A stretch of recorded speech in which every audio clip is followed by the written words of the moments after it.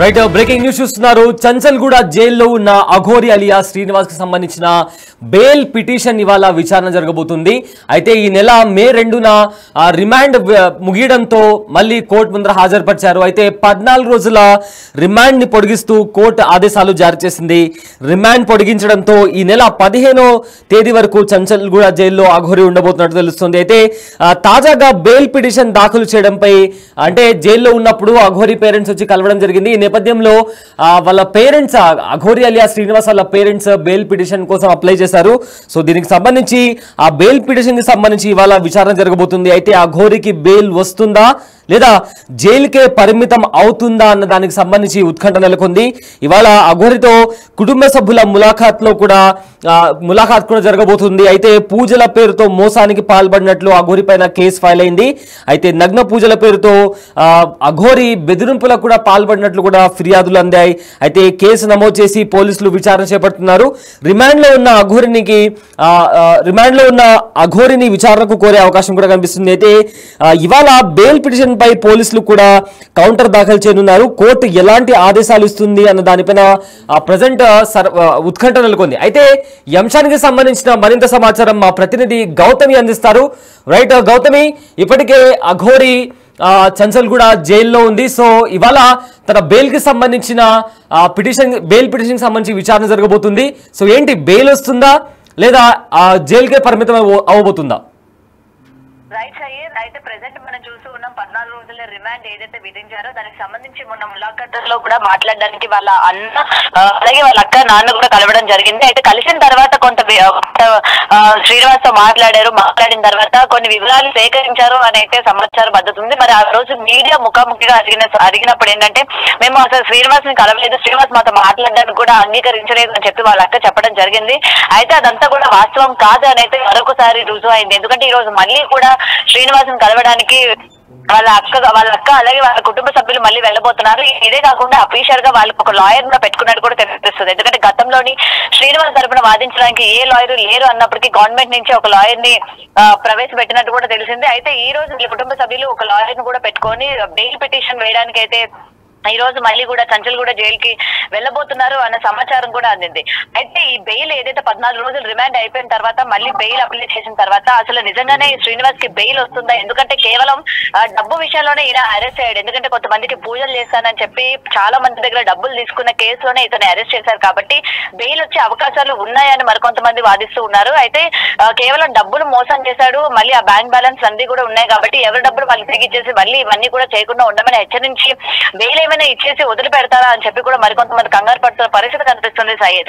So ఏదైనా సరే ఇది ఇంకా బలపడడానికి ఇటు ఆవిడ ఫస్ట్ వైఫ్ ఎవరైతే ఉన్నారో రాధా అని చెప్పి ఇంతకు ముందు బయటికి వచ్చి తనకి ఇలాగ పెళ్లి చేసుకోవడం కావచ్చు, లేకపోతే లైంగికంగా వాడుకున్నాడు అని చెప్పి కూడా కొన్ని మాటలు కూడా ఆమె మాట్లాడడం జరిగింది. మరి ఆ కేసు మీద కూడా మళ్ళీ ఇంకొకసారి ఆ అమ్మాయి కూడా ఇంకోసారి మళ్ళీ పిటిషన్ ఇస్తానని, లేకపోతే కరీంనగర్ లోని కూడా తన పైన కేసు నమోదైంది కాబట్టి తనకి బెయిల్ ఇచ్చే అవకాశం ఉండకూడదు.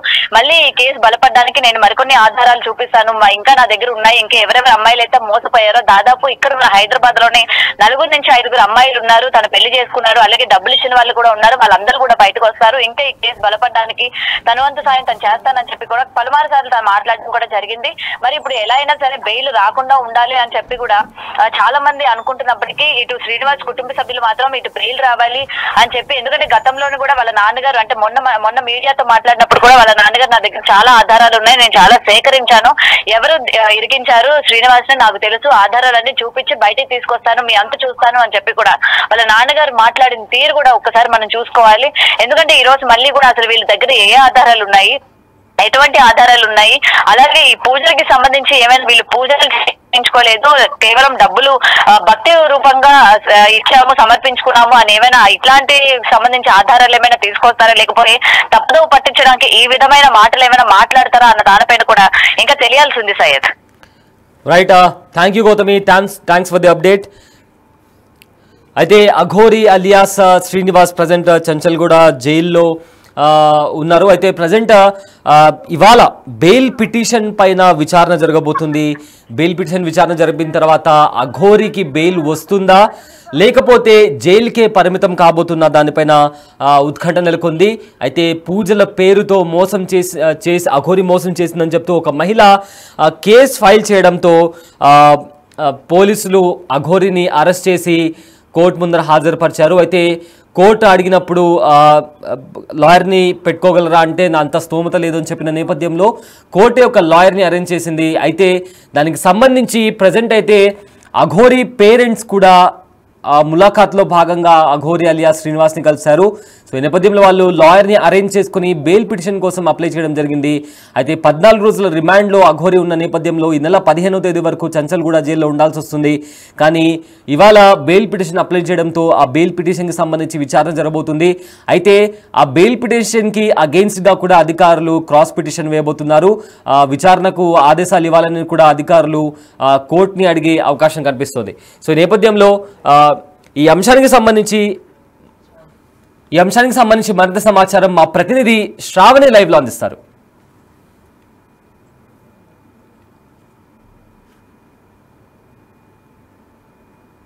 రైట్ శ్రావణి, ఇవాళ అఘోరికి సంబంధించి బెయిల్ పిటిషన్కి సంబంధించి ఇవాళ విచారణ జరగబోతుంది. అయితే ఏంటి మొత్తం మీద బెయిల్ వస్తుందా లేదా జైలుకే పరిమితం కాబోతుందా అఘోరి? ఎస్ సయ్యద్, మనం చూసుకున్నట్టయితే గతంలో అఘోరి పైన ఎన్నో ఆరోపణలు అయితే రావడం జరిగింది. పూజల పేరిట ప్రజల్ని మోసం చేస్తూ డబ్బులు వసూలు చేస్తుందన్న ఆరోపణలు, అదేవిధంగా ఒక కుటుంబం దగ్గర పూజలు చేస్తానని చెప్పి 10 లక్షలు తీసుకొని మోసం చేయడం వల్ల వాళ్ళు పోలీసులను ఆశ్రయించగా అఘోరి అలియాస్ శ్రీనివాస్ అనే అతన్ని ఇప్పుడు ప్రస్తుతం చెంచల్గూడ జైల్లో అయితే రిమాండ్లో ఉంచడం జరిగింది. 14 రోజుల రిమాండ్ ముగియడంతో ఈ నెల మే 2వ తారీఖు వరకు అయితే 14 రోజుల రిమాండ్ ముగిసింది. దాని తరువాత కూడా పోలీసులు విచారణ పేరిట అఘోరిని ఇంకా కొన్ని రోజులు కూడా రిమాండ్లో ఉంచాలని చెప్పేసి నిర్ణయించుకొని కోర్టుని వాళ్ళు గడువు కూడా అడగడం జరిగింది. మరో 14 రోజుల రిమాండ్ అయితే పొడిగించడం జరిగింది.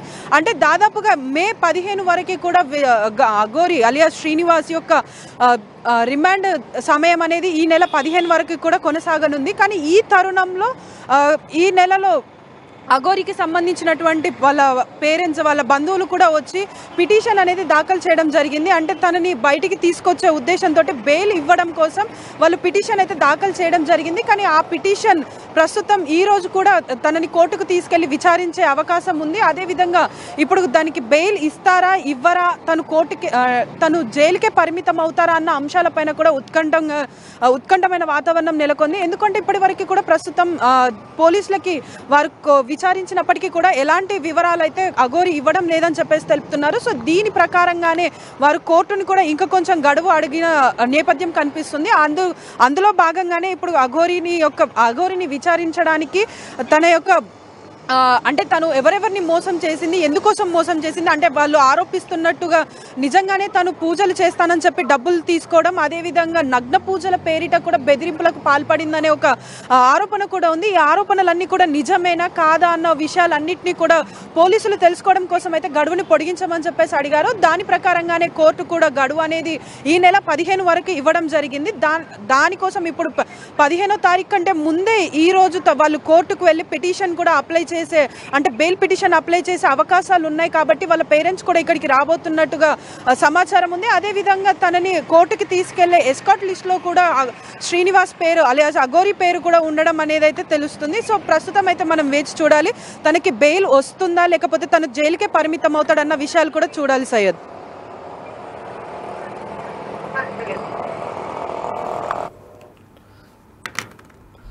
Right, thanks Shravani, thanks for the update.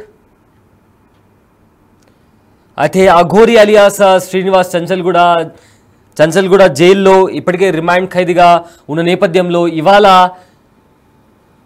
ఇవాళ బెయిల్ పిటిషన్, అంటే వాళ్ళ పేరెంట్స్ ములాఖాత్లో కలిసిన తర్వాత అఘోరి అక్క కావచ్చు లేదా వాళ్ళ తల్లిదండ్రులు అఘోరిని ములాఖాత్లో కలిసిన నేపథ్యంలో బెయిల్ పిటిషన్ వేశారు. అయితే వాళ్ళ తల్లిదండ్రులు బయటకు వచ్చిన తర్వాత శ్రీనివాస్తో మాట్లాడారా, శ్రీనివాస్ ఏం చెప్తున్నాడు అని అడిగిన నేపథ్యంలో లేదు, మాతో మాట్లాడలేదు, మాతో మాట్లాడడానికి ఇష్టపడలేదు అని కూడా వాళ్ళు చెప్పినట్టు తెలుస్తుంది.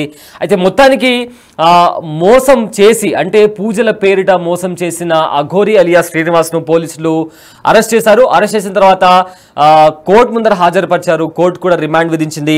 అయితే ముందుగా మే 2న రిమాండ్ ముగియడంతో కోర్టు ముందర అఘోరిని హాజరుపరిచారు. అయితే కోర్టు మరో 14 రోజుల రిమాండ్ రిమాండ్ పొడిగిస్తూ ఆదేశాలు జారీ చేసింది.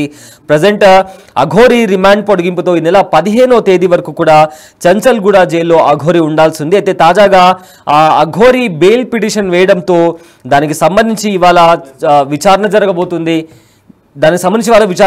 అయితే బెయిల్ వస్తుందా లేదా, ఇంకా అఘోరి జైలుకే పరిమితం కాబోతుందా అనే దానికి సంబంధించి ఉత్కంఠ నెలకొంది.